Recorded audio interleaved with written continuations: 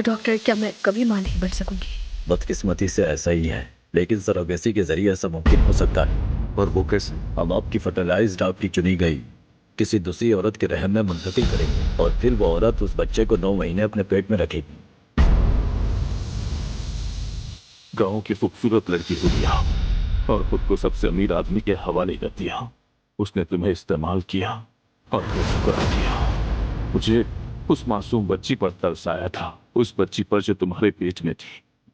काश ऐसा ना करते तुम कभी। जमरूद पर तरस ना कर। दादी जान, कुछ कपल्स ऐसे हैं जो सैरोगेशन के जरिए बच्चे हासिल करते हैं। वो 9 महीने बच्चा अपने पेट में रखेगी। अगर पैदाइश के बाद वो नियत बदलने और बच्चा देने से इनकार करने तो फिर तुम क्या करोगे? एक और मसला खड़ा हो जाएगा। और दानिया की भी क्या ख्याल है? इससे पहले भी तुम्हें खूबसूरत और सेहतमंद बेटी दी है।